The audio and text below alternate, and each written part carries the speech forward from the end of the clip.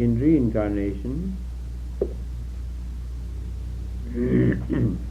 the soul sometimes changes its sex ego.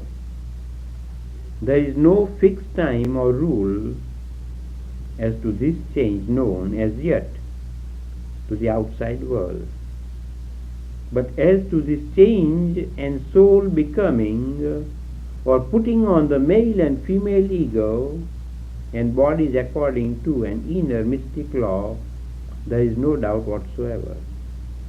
This gives the soul ego the variety of experiences peculiar to the male or the feminine body, mind and desires. The soul expresses through the ego the characteristics of the sex assumed and play the part taken in the great drama of life on the stage of this world. And so when we talk about male and the feminine gender, there is no male gender and there is no feminine gender. It's the evolution of the soul completing the school of life, spiritual life and spiritual understanding.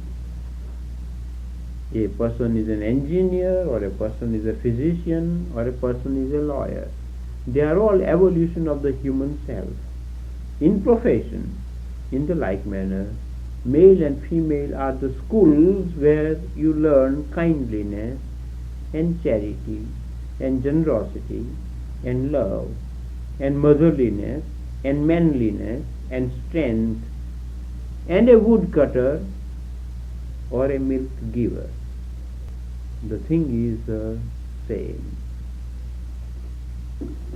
So there is really no difference, and so-called he-man and she-man and I am the boss and you are only this and that is just merely limitations of our own mind. A soul ego which has gone through the experiences of the feminine body, mind and desires repeatedly and consecutively, that is, one after another life in succession, becomes the most feminine type, with all the charms and wiles of the feminine, fully developed and capable of the highest expression. This is seen in the true feminine persons who are complete feminine personality. And so also with male egos, who have been male several incarnations in succession. They are more virile, masculine types, sometimes even more harsh and self-assertive than the poised masculine type should be. This type is necessary for new adventures of civilization and progress, and they lead in all strikes, gold rushes, fights, adventures, requiring great physical endurance or blind courage, like the uranium hunt and gold strike and things like that.